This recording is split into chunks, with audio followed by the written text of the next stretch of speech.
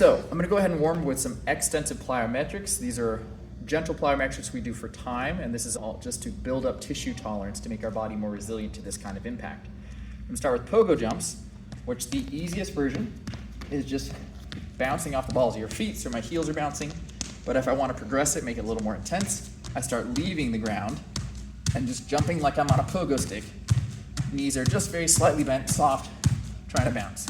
And you can work up into maximum height if you feel confident and strong here.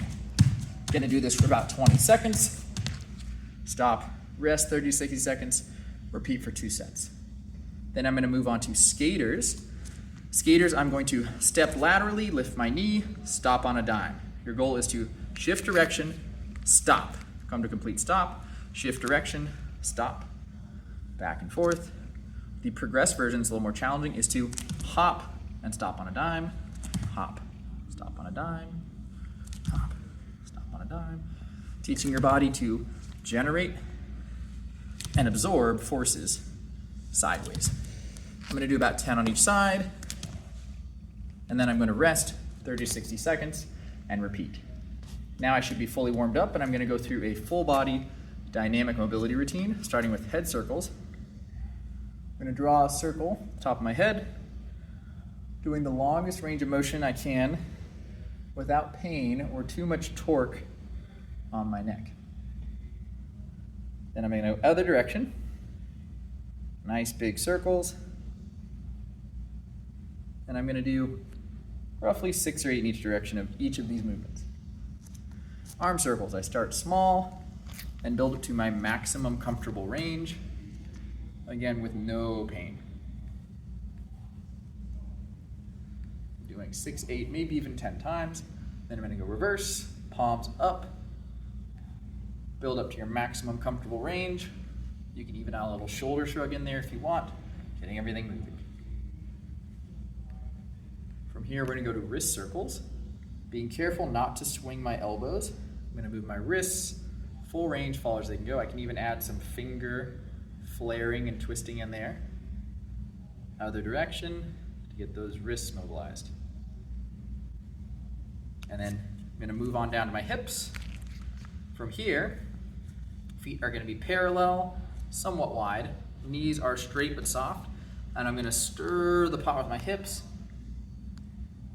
Act like I'm standing in a jar of peanut butter and scraping the sides. Trying to get that ball and socket of the hip joint warm and loose. And then other direction, again 6 to 8 of each. From there I'm gonna move on down to my knees and my inner thighs, going even wider, keeping the feet parallel and planted. Sitting down to the left, stretch the groin. Down to the right, stretch the groin. Down to the left, down to the right. Keep doing these. Going as low as I comfortably can, no pain, no form deviations. Then I'm gonna shift to my ankles. I'm gonna go staying tall, hips forward, I'm gonna go up on my toes, and then I'm back on my heels, lift my toes. My toes, back and lift, my toes, back. I'm gonna move a little wider, and I'm now gonna do laterally. I'm gonna roll my ankles together, roll my ankles apart, roll my ankles together, roll my ankles apart. Together and apart. Perfect. Now that I'm fully mobilized, we're going to move to the power portion of our workout, where our goal is to train intensive plyometrics, which means we do them as hard as we can. These are high force output exercises that we do for a few reps.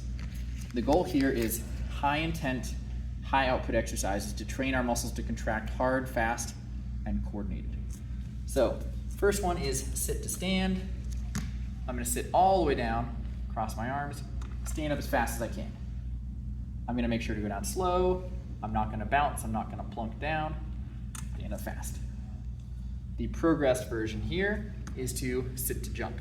I'm gonna stand up, jump tight, land soft, sit down slow, come to a complete stop, stand up, jump. I'm gonna do this one for sets of 8.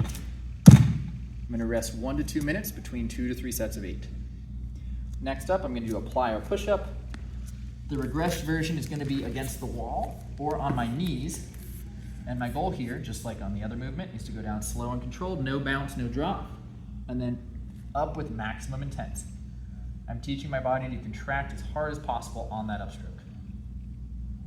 Okay. The progressed version is going to be on our toes, and we're going to try and actually leave the ground. So I'm going to go down, do a little pause, jump with my hands.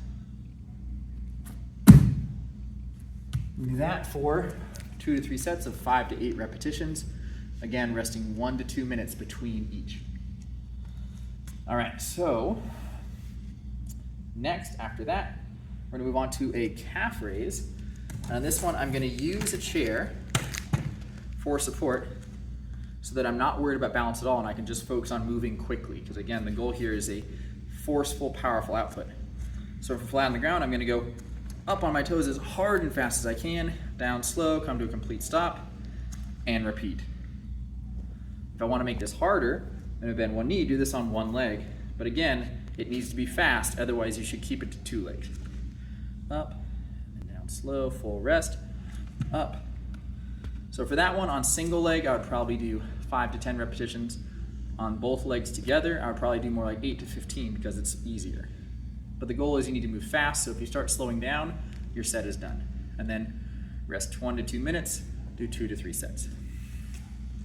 Next up, we're doing balance. For balance, I'm going to do inline split squats. I'm going to find a line on the floor, stand on it with my front leg so that my weight is on my front foot. I'm going to reach back and prop up my back toe. And I'm going to be careful not to shift my weight onto that back foot. I keep my weight on that front foot and I just prop up that back toe so that it's just a kickstand with about 20% of my weight.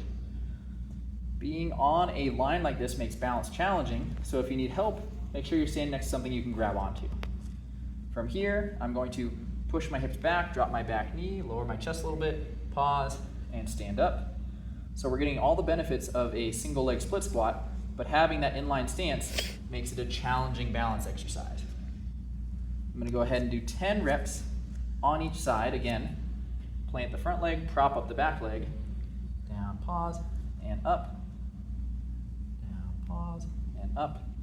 Keeping your eyes on one spot to help with balance. Next up, we're going to do a single leg stand. If this is challenging for you to just stand on one foot, then go ahead and do sets of 30 seconds on each foot. And we're going to rest in between those about a minute. If this is easy for you, you can add toe touches.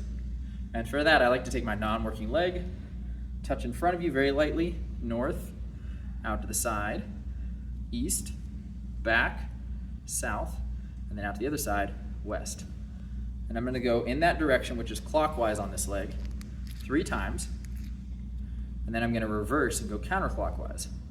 Again, feather touch, so I'm not taking any weight off of the balancing leg. Once I've done 3 times in each direction, I will switch legs and go north, west, south, east, and then back around. Perfect. So now that I've done those 2 balancing exercises, I'm going to shift to the strength portion. The strength portion, we'll take it out to the hallway here. All right, for the strength portion, we're going to do a couple of isometrics because they are very challenging on our muscles and they don't require any equipment. Very hard to strain or overwork something without changing position. So the first one's going to be a wall sit. I'm going to sit with good posture against the wall, sink down until my knees, hips, and ankles are all at 90 degrees. And I'm going to hold this, pushing down into the ground as hard as I can with my whole foot. So here, we can do 30 seconds or more. You can do upwards to 60 or 90 seconds, but it should be very challenging on your thighs if you're doing it correctly. So we're going to hold that really good posture, making sure to keep breathing, and then relax. Rest 1 to 2 minutes, do 2 to 3 sets. And then the last exercise we're doing is going to be called an unyielding isometric. This is where you're trying to move an immovable object as hard as you possibly can. What we're going to do is a push. We're going to plant. I'm right-handed, so I'm going to plant my left foot forward, right foot backwards. You can do the reverse if you choose. I'm going to push against the wall. My goal is to work my arms, but my legs are also engaged here. It's going to be a full body exercise. For an unyielding isometric, you hold it for time, and the goal is to work harder and harder and harder and harder during that time interval. So what I'm going to do here is push as hard as I can and try and push even harder as the clock runs down 20 seconds. So I'd do this like this. I'd plant in whatever position I feel the strongest in. You can kind of feel like, okay, if I'm going to push a building down, where would I want to be? And then you'd say go, and you do 20, 19, 18, 17, 16, 15, and so on, all the way down to 1. And it should be extremely strenuous if you're doing it right. You want maximum effort because that's how you stimulate your strongest muscle fibers without any external load. So we're gonna rest and do that for 2 to 3 sets or 20 seconds. Take a nice big rest between that one. That one's taxing, so you might wanna rest 2 to 3 minutes on that. And then if you have time, a nice cool down, go for a walk, work on some box breathing, try and go from that sympathetic state of high arousal, stressing and working hard, down to parasympathetic where you're calm and you're in recovery mode as much as possible.